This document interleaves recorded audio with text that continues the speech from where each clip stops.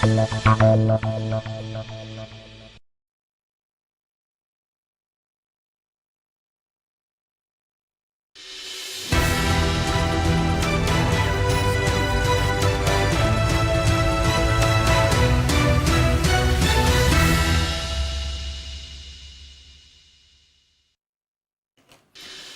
there, good afternoon and welcome to Weekend Central Live here on TV3, also live on DSTV channel 279. The bulletin is streaming live on Facebook at TV3 Ghana, where your thoughts and comments are welcome. My name is Godwin Asidiba. And I am Judith Brown, coming up this afternoon. In the bulletin, Presidency Communications Office to launch Government Accountability Series on Monday in a bold move to enhance transparency and public accountability. Also this afternoon, Ghana National Fire Service records 16 fire-related deaths in the first half of 2025, compared with 12 deaths recorded in the first half of 2024. While later security analyst and retired military officer Colonel Festus Abuaji says Ghana must explore alternative means of transporting the president as presidential jet is grounded due to massive corrosion of some parts.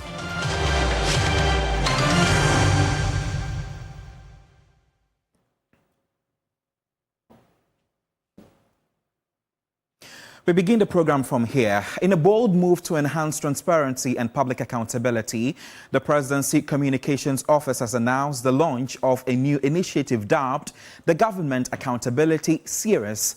The program is set to begin on Monday, July 14, 2025, and will provide a platform for key government officials to present mid-year performance updates on their respective sectors.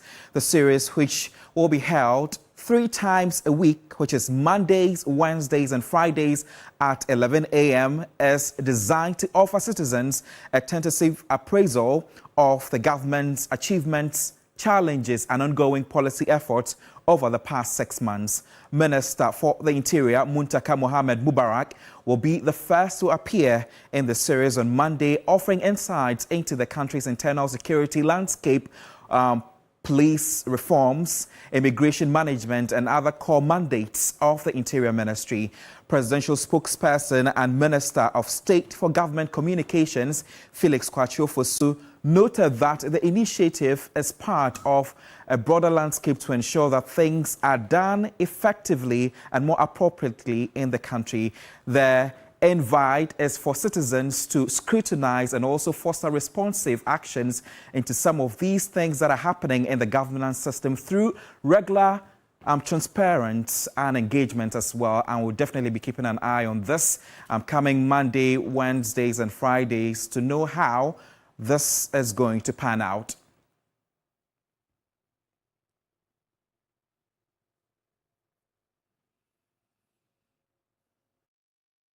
In other news this afternoon, security analyst and retired military officer Colonel Festus Abuaji says Ghana must explore alternative means of transporting the president as a presidential jet has been grounded due to severe corrosion in some parts. His comments follow a briefing to Parliament on Friday by Defence Minister Dr. Edward Omane Boama, who revealed that the Falcon 900EX has extensive corrosion damage.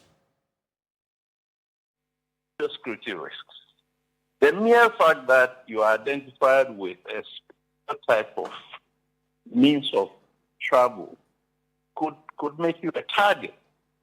But I think the way I understand your question is, if the aircraft is not airworthy, then anybody who uses that aircraft, more so the president, stands a higher risk of being involved in some kind of air incident, would have very severe repercussions for our national security. So until the aircraft is certified to fly, we should be looking for other means of transportation by air for the president. Now, this brings me to points that I have made previously. And let me express some respect for the analogy that I'm going to make. Right. The late Queen Elizabeth II, during her reign, is on record to have used commercial flights at certain junctures of her tenure. She used the British Overseas Airways Corporation aircraft. She used the British Airways. And then on other occasions, she used the Royal Air Force aircraft, which would be equivalent to, what we call a presidential jet.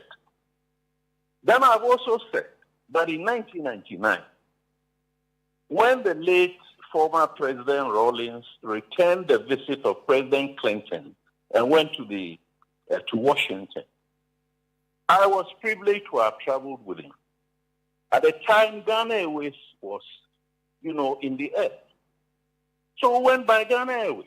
Right. And I have said that the fact that late President Rawlings flew by Ghana Airways didn't take anything from, the dignified nature of his presidency. So for me, it's a non-issue for anybody to suggest that all presidents of Ghana must travel in a presidential jet.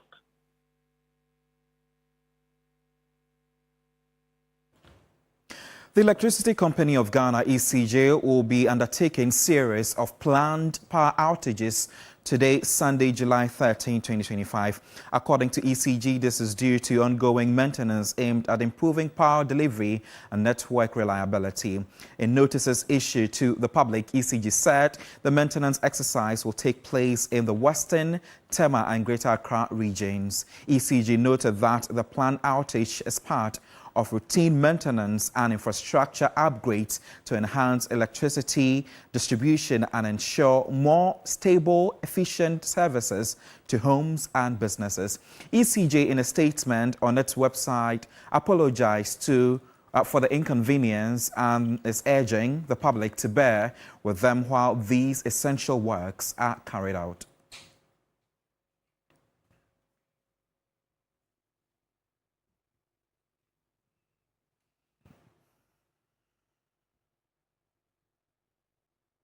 Let's do some more stories on the Ghana National Fire Service, GNFS, recorded 16 fire-related deaths in the first half of 2025 compared with 12 deaths recorded in the first half of 2024. While the deaths in the first half of 2025 represent an increase of 33.3% over that of the same period in 2024. Data from the fire service also revealed that there were 110 fire-related injuries in the first half of 2025 compared with 30 injuries in the first half of 2024, an increase of 266.7%.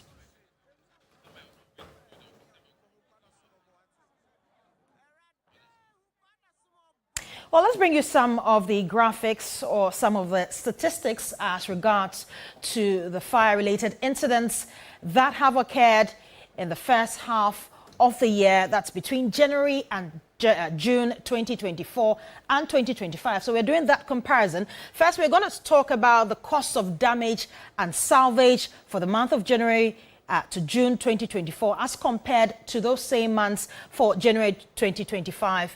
And so for 2024, the cost of damage was at